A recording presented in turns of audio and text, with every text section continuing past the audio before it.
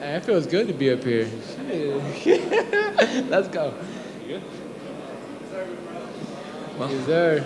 Mike right here. First of all, congratulations on an incredibly hard-fought win. So we see kind of the cast on your finger. We see the cut over the eye. So physically, how are you feeling after that fight? Man, I feel great. This is 12, 13 years of hard work and finally got my first UFC win. So physically, you feel great, but emotionally, what's going through your head right now? My back was against the wall.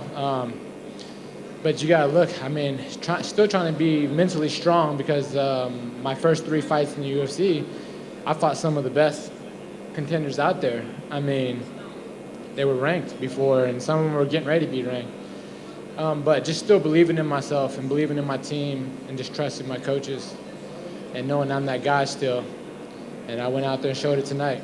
So I have to ask about that third round. So obviously that's kind of the talk on social media right now. Everyone assumed you were down 2-0, and then you came out right in his face and were screaming at him and walking him down. Was that going through your head like? Oh yeah, that's just me. If you go watch my local fights, I'm a little bit slow starter. I gotta, I get my reads. I figure out their timing, what their main combinations are, and then I just start building.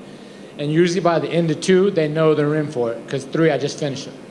Do you feel like you mentally broke him in there in that third round? Most definitely. The minute I started talking to him and pointing at him and pointing my finger down, that's the shit I live for, man. Sorry about the words, but like, I'm here to entertain. That's why I belong in the UFC, so I hope I get a re-sign.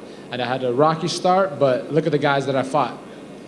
I'm not about that life, so keep me. Let's get a re-sign. So this might be a silly question, but why don't you do that in the first round, then, like to get in his face? I mean, we're in 4-ounce gloves. It's very dangerous business. It don't take much to put someone down in these gloves. So we got to get the reads, the timing, let that that anxious energy die out, because like everybody's so twitchy in round 1, and it don't take much but just a little, and you're down.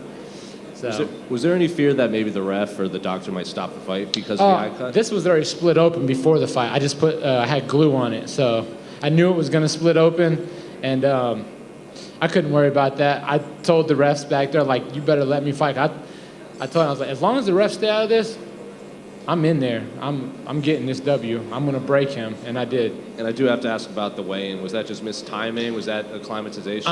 Man, the travel over here, and I got staph infection. So I was on antibiotics, and it was rough, man. Those last few pounds, like the medicine I was still taking my antibiotics to try to get rid of my staph infection. Did you get staph here, or did you already have it when you I had it when I left. It seems you're like the third fighter that's come back here that's revealed that they've had staph infection before. The third fighter, dang, that's crazy. Yeah. So I apologize. No excuses for missing weight. There's no excuse. I did the best I could and controlled what I could control. So now that you do have this win and you are a UFC victor, what do you want the rest of your year to look like, and when would you like to return? Man, I would like to get back in there ASAP and get a re-sign. December, January. I like to be active. I want to be that guy they can depend on and jump on last-minute cards and fight big names or newcomers. It doesn't matter. I'll fight anybody. I just love to fight. I mean, that 50 G's would be nice, too, because I still work a full-time job, so I would love to be doing this full-time.